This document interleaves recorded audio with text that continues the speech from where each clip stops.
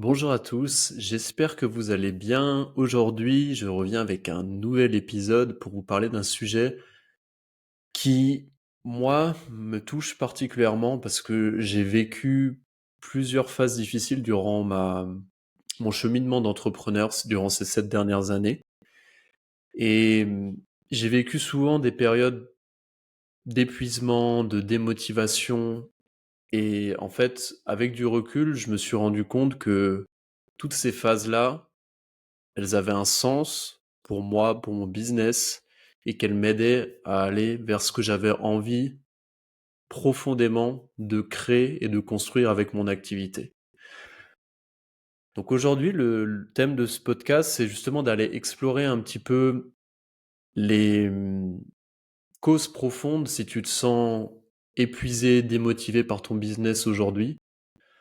Je te partagerai quelques pistes d'exploration et je te partagerai aussi mon expérience personnelle du sujet pour que tu comprennes un petit peu plus en profondeur ce que ces phases-là peuvent dire de ton ban activité et puis avec du recul ce que ça peut amener dans ton développement en tant qu'entrepreneur.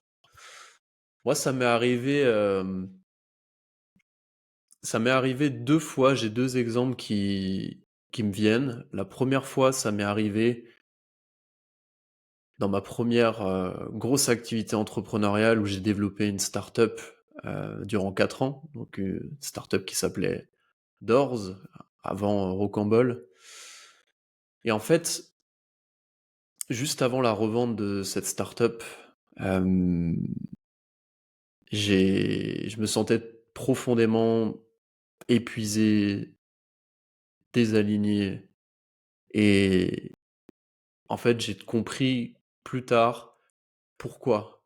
Et que c'était pas seulement parce que je travaillais trop, c'était une des causes, mais il y avait d'autres choses. Et ça sera un des points sur lequel je reviendrai, je crois que c'est le point 2. Et un autre moment récent où j'ai senti une phase d'épuisement, de démotivation, notamment ce début d'année qui a amené l'évolution de mon activité où aujourd'hui j'ai intégré la dimension business dans mon activité de coaching et j'ai fait évoluer mon activité coach en respiration vers une activité de coaching plus intégrale, on peut dire ça comme ça. Et à ce moment-là de mon activité, je rencontrais aussi ces symptômes-là et ça va être notamment, je vous expliquerai un peu à travers le point 1 que je vais aborder, euh, la cause de cette démotivation et cet épuisement.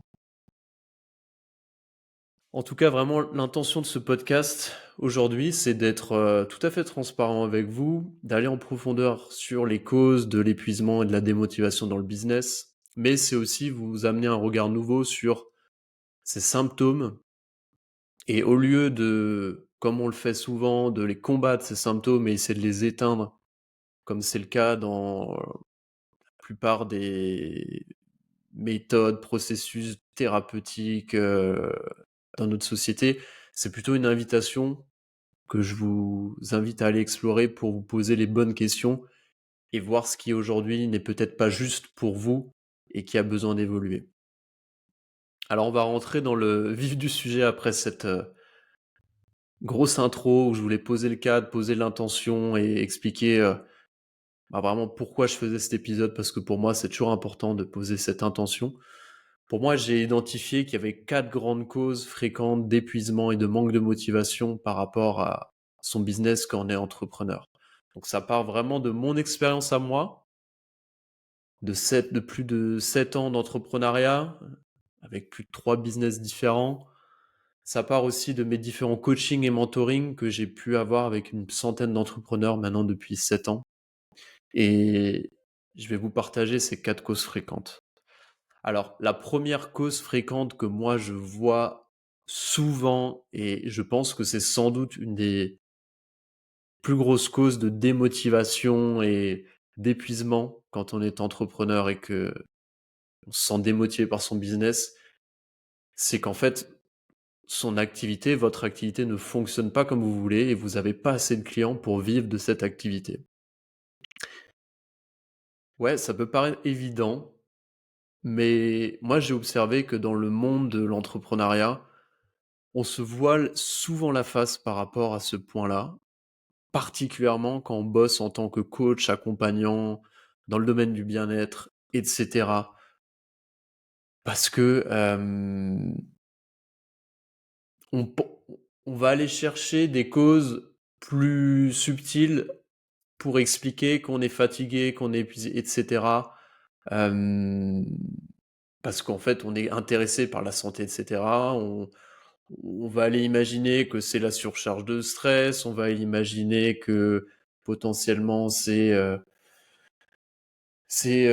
parce qu'on n'en fait pas assez, et cetera. On va aller imaginer que, potentiellement on a un problème digestif et c'est ça qui fait qu'on est stressé, et cetera, et cetera. Donc on va aller chercher d'autres choses, alors qu'au final, si on prend un peu de recul, on comprend qu'en fait, c'est l'insécurité financière qui vient créer un stress important, qui vient créer, du coup, de l'épuisement et qui vient créer de la démotivation. Si tu manques aujourd'hui de sécurité financière et tu dégages une énergie de manque, bah, tu vas perdre le plaisir d'entreprendre et tu ne vas pas attirer tes clients avec qui tu as envie de travailler.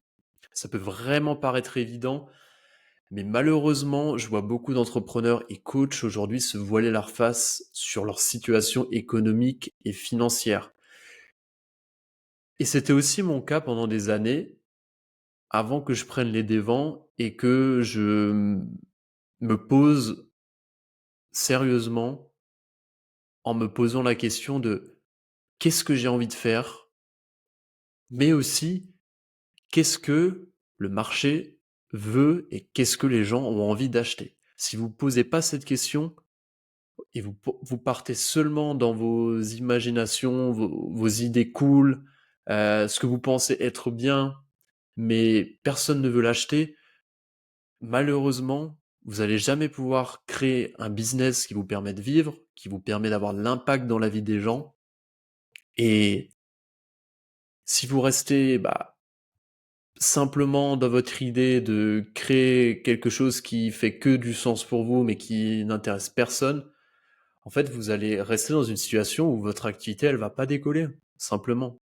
Donc moi, ce que je vous invite à faire, c'est explorer ce qui fait du sens pour vous, mais aller aussi voir, au final, qu'est-ce qui apporte de la valeur à votre marché.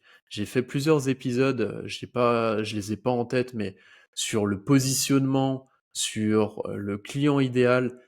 Vraiment, allez explorer ces épisodes-là et reposez-vous sur, OK, quel problème je résous aujourd'hui? Quelle est mon offre? Quel est mon positionnement unique? Et qu'est-ce que j'ai envie de faire? Vraiment mêler ces éléments ensemble et ne les mettez pas en opposition. C'est super important. Le deuxième point que j'ai observé chez beaucoup de coachs, entrepreneurs, au final, qui se sentent épuisés et démotivés au quotidien à travers leur business, c'est peut-être que, en fait, l'activité que vous avez aujourd'hui, ou la façon que vous avez d'entreprendre ou de créer votre business, en fait, elle vous anime plus. Pourquoi est-ce que vous vous levez chaque matin? Qu'est-ce qui vous donne de l'énergie? Qu'est-ce qui vous anime? Peut-être que, au final, vous avez perdu ce feu sacré en cours de route. Et moi, je t'encourage vraiment à te reposer pour clarifier ce qui t'anime au quotidien. Est-ce que c'est avoir de l'impact? Est-ce que c'est l'envie d'apprendre? Est-ce que c'est l'argent? Ça peut être une raison valable d'entreprendre pour l'argent parce qu'on a un gros projet et on a besoin d'argent. Hem, Vraiment posez-vous sur toutes ces causes profondes qui vous animent, ces raisons profondes et dites-vous que parfois, souvent, notre activité, en fait, elle ne fait plus sens par rapport à ce qu'on valorise, par rapport à nos valeurs. Personnellement, moi, j'ai fait évoluer plusieurs de mes activités pour ces raisons. Prenez le cas de mon entreprise, ma start-up. Ce qui a fait que j'ai eu envie de faire évoluer cette activité, c'est qu'à la fin, en fait, je me reconnaissais plus du tout dans un business model de start-up, dans un business model où on allait chercher de l'hyper-croissance tous les mois. Et au final, on était parti sur un business de levée de fonds. On avait déjà fait une première levée de fonds. On devait en faire une deuxième. On devait toujours aller chercher plus. Euh, et puis la ligne éditoriale de l'entreprise avait évolué. On était passé de faire des histoires que moi je trouvais plutôt cool à une démarche un peu où on devait créer des histoires seulement sur une thématique qui moi ne m'intéressait plus. Et en fait, tout ça a fait qu'au bout d'un moment, je me sentais totalement en décalage avec mon intention de base et ma motivation première de créer cette entreprise. Et c'est à partir de ce moment-là que je suis commencé à expérimenter des symptômes de burn-out, de démotivation, euh, de fatigue, etc. Et en fait, c'était simplement un message de mon corps pour me dire, OK, là, Boris, tu es en train de t'éloigner de ce qui te fait vibrer en tant qu'entrepreneur. Et sans doute que c'est le moment de quitter cette entreprise et d'aller explorer autre chose qui t'intéresse plus. C'est ce qui m'a amené, du coup, avec du recul, à me dire, OK, on revend cette entreprise et moi, je vais aller explorer d'autres choses. Ce qui me passionne, c'est l'accompagnement, le coaching, etc. Et c'est ce qui est arrivé. Et avec du recul, je remercie ces symptômes et je vois la sagesse dans tous ces symptômes. Dites-vous que l'entrepreneuriat, c'est vraiment un processus d'ajustement constant. Ça a été le cas aussi dans mon activité cette année, où, comme vous le savez, j'ai eu une activité pendant plus d'un an de coach en respiration, où vraiment je focalisais mon travail sur des accompagnements liés à la respiration, à travers du coaching, à travers des formations de groupe, à travers des événements, etc. Sauf qu'au bout d'un moment, je me suis rendu compte que, de base, ce qui m'avait amené à m'intéresser à la respiration et lancer cette activité, c'était ma curiosité de mieux comprendre la respiration et de me lancer dans l'accompagnement sous une forme liée à l'équilibre pro-perso et l'alignement personnel. Et la respiration était une porte d'entrée, un outil. Sauf qu'au bout d'un moment, je me suis rendu compte que j'étais en train de m'enfermer dans un marché où, au final, certaines de mes zones de génie qui sont faire des liens, qui sont créer des connexions entre le business, l'alignement et l'équilibre pro-perso, en fait, ne pouvaient plus s'exprimer. Et j'ai eu besoin de dire, OK, là, on va faire évoluer cette activité et on va mettre plus de sens et on va retrouver une façon de jouer, de créer un business qui me ressemble et qui m'amène de l'énergie. Et c'est pour ça qu'aujourd'hui, qu'en fait, j'ai fait évoluer mon activité vers du coaching pour les entrepreneurs parce que c'est toujours moi ce qui m'a animé. Accompagner des entrepreneurs sur la dimension business, sur la dimension alignement personnel et sur la dimension équilibre de vie parce que moi-même je l'ai vécu et parce que avec ce spectre-là, j'arrive à exprimer toutes les facettes que j'ai envie d'exprimer et j'arrive à apporter toute la valeur que je veux apporter à mes clients. Donc dites-vous vraiment que si vous êtes plus aligné, que vous ressentez vraiment des symptômes de fatigue, d'épuisement, votre activité marche bien, ça peut être aussi une des raisons, c'est qu'en fait, vous vous sentez plus à l'aise avec cette activité et vous avez besoin de faire évoluer votre activité ou peut-être la façon d'entreprendre ou peut-être quitter cette activité pour en créer une autre. C'est un peu au cas par cas. La troisième cause de potentiellement ce ressenti d'épuisement, de fatigue que vous avez, c'est peut-être que vous vous éparpillez sur des choses qui ne sont aujourd'hui pas essentielles. Vous partez dans tous les sens. Sur le papier, si vous avez l'impression de tout bien faire, ça peut être effectivement une des causes. Typiquement, ce que je vois souvent, c'est qu'on passe du temps sur le fait d'avoir un beau site internet, de suivre les dernières tendances sur Instagram, sur LinkedIn, d'aller faire du networking, euh, d'aller toujours chercher quelque chose en plus. Mais on voit qu'au final, les résultats sont pas en rendez-vous. Dites-vous que c'est sûrement pas que vous en faites pas assez et que vous devriez en faire plus. comme lancer une nouvelle offre, aller sur TikTok, vous former sur une nouvelle compétence qui vous aidera enfin à être original. Non, c'est sans doute pas ça, c'est sûrement que vous avez tout intérêt à faire les choses différemment, vous focaliser sur des actions concrètes essentielles pour votre business et éviter d'aller dans tous les sens. Hem, Est-ce que tu passes vraiment, je te pose la question, du temps sur ce qui est vraiment important pour toi et ce qui apporte des résultats? En faisant ce que tu aimes faire. Vraiment, focalise-toi sur l'essentiel. Faire plus, c'est souvent pas la meilleure solution.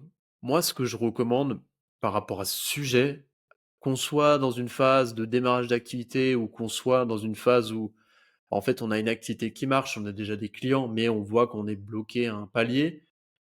Ce que je vois souvent chez la plupart des entrepreneurs et coachs que j'accompagne, c'est qu'au final, on n'est pas clair sur son client idéal qui on accompagne. Soit, on est trop généraliste au final, on s'adresse à tout le monde, donc à personne, ou soit on a choisi un client idéal un peu par hasard, qu'on ne connaît pas bien.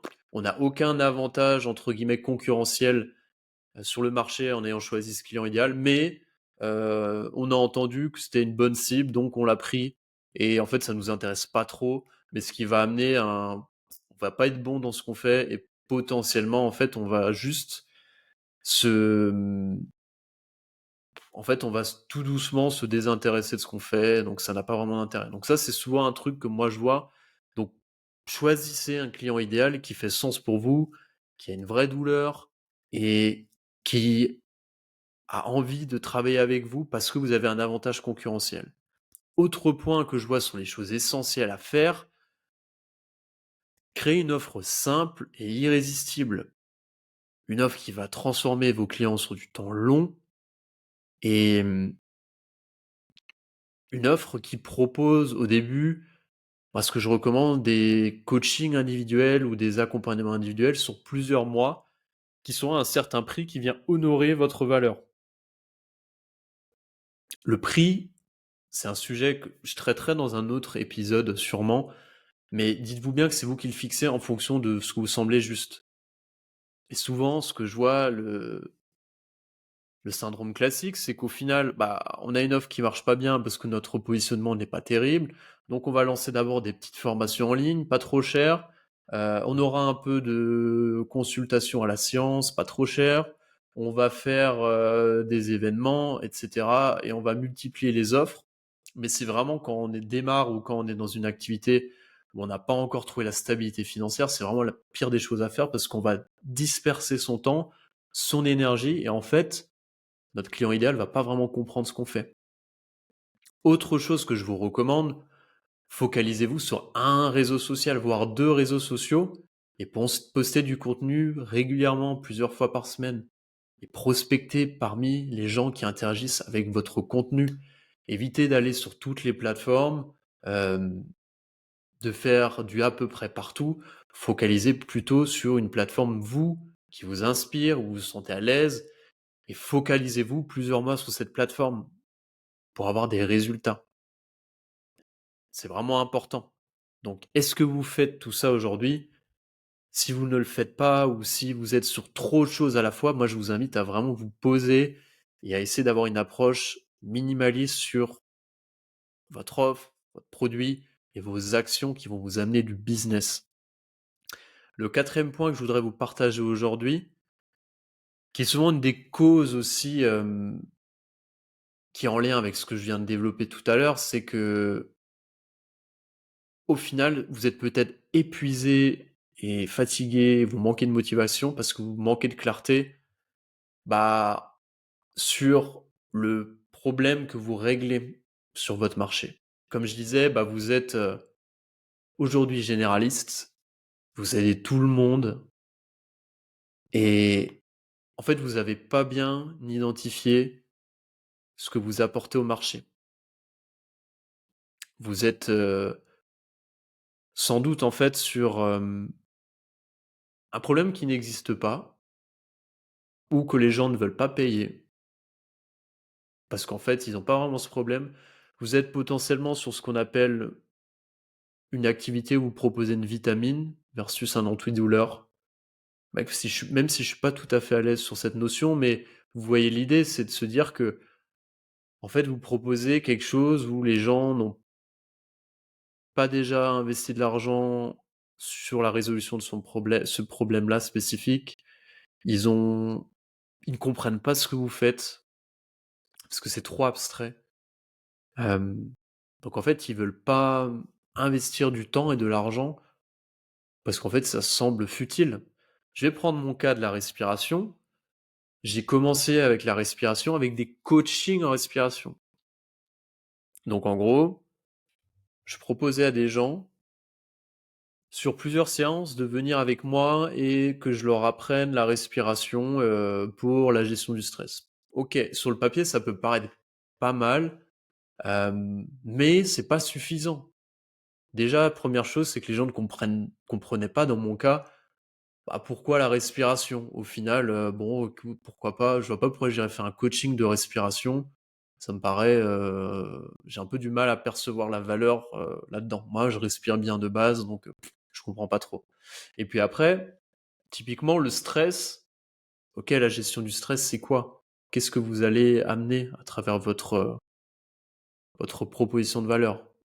Typiquement, pour moi, j'ai bien vu que c'est ce qui a amené aussi l'évolution de mon activité, c'est que je me positionnais sur la gestion du stress, mais au final, tous les gens que j'avais en face de moi, ils avaient du stress, mais vous savez que 80% des gens, 90% des gens ont du stress aujourd'hui. Donc en fait, ça veut un peu rien dire. C'est pas suffisant. Allez creuser à la racine du vrai problème. Moi, je me suis rendu compte que les personnes que j'accompagnais, les entrepreneurs, la vraie racine de leurs problématiques, elles étaient de l'ordre du business, parce qu'ils avaient l'insécurité financière, il manquait de clarté sur leur activité et ils étaient pas alignés avec ce qu'ils voulaient faire exactement. Donc le vrai problème, il était là, il était pas sur un problème de respiration. Alors, j'aurais pu me dire: «OK, si je veux rester sur ce business de la respiration, je peux faire évoluer mon activité en allant essayer de trouver un problème chez des gens qui peuvent avoir un problème de respiration». Donc ça aurait pu être potentiellement, hem aller chercher et discuter avec des sportifs de haut niveau pour qui la respiration peut être un facteur limitant et je les aurais aidés à avoir plus de performance avec leur respiration. Mais ça, moi, personnellement, ça ne m'intéressait pas. Donc en fait, j'ai préféré me dire: «OK, je fais évoluer mon activité vers le vrai problème», quitte à me dire que ce pourquoi aujourd'hui j'étais reconnu à travers la respiration, je le mets de côté parce qu'en fait, je sens que j'ai atteint un plafond où j'avais un chiffre d'affaires qui était plutôt correct pour une première année. Je vivais de mon activité, mais je sentais que j'étais sur un palier. Donc je me suis dit: «OK, je me pose. Où est-ce qu'elle est la valeur que j'apporte? Quel est le problème sur le marché que je résous? Et comment est-ce que je crée une offre en fonction de ce problème?» Donc sans doute que c'est une piste aussi à aller explorer. Si vous êtes démotivé, épuisé en ce moment, c'est qu'il y a quelques ajustements à faire sur votre offre et votre persona. Donc voyez vraiment ces symptômes, pas comme quelque chose à combattre, comme quelque chose de négatif et moi je vois beaucoup de gens au final, bah, aller chercher plus, faire plus, se fouetter en étant plus productif, en allant faire des bains froids, en allant faire plus de sport pour retrouver l'énergie et cetera. Alors je dis pas que tout ça c'est mauvais, au contraire. C'est bien pour votre équilibre. Mais par contre, au bout d'un moment, il faut, je pense, des fois prendre le recul nécessaire de se poser les bonnes questions par rapport à son business et voir aussi des fois les symptômes comme quelque chose qui peut être en lien avec votre activité et comment est-ce que vous interagissez et vous créez votre propre activité. Donc voyez ces symptômes comme un message qui aujourd'hui vous invite à transformer votre activité vers un modèle qui soit plus pérenne, mais qui soit aussi plus juste pour vous et qui vous permettra de bien gagner votre vie. C'était tout ce que je voulais vous partager aujourd'hui dans cet épisode. J'espère que ça vous a plu. Hem, j'espère que ça vous apporte de la valeur. N'hésitez pas à me faire vos retours sur cet épisode sur Instagram ou sur LinkedIn en message privé. Je prends toujours le temps d'échanger avec les personnes qui viennent interagir avec moi. Donc merci pour ceux qui le font. N'oubliez pas aussi d'aller partager ces épisodes autour de vous à vos proches qui pourraient trouver tout ce que je partage utile et mettez une petite note de 5 étoiles sur les différentes plateformes de podcast. Et dernière chose, si aujourd'hui tu te retrouves dans cette situation d'épuisement et de démotivation par rapport à ton business et que tu t'es peut-être reconnu dans un de ces 4 points, si tu souhaites passer au prochain niveau et débloquer cette situation, je t'invite à m'écrire pour qu'on échange ensemble et on réfléchira à est-ce que je peux t'aider à débloquer cette situation et comment est-ce que je peux le faire à travers mes accompagnements. Je te mets le lien dans ma description sous le podcast et sous la description YouTube. Tu pourras prendre rendez-vous. C'est un, c'est un bilan qui est totalement gratuit dans lequel on discutera ensemble pendant une trentaine de minutes sur ta situation et comment est-ce que mon accompagnement potentiellement pourrait t'aider à passer à la vitesse supérieure dans ton activité. Je te souhaite une très bonne journée, je vous remercie pour votre écoute et je vous dis à très bientôt.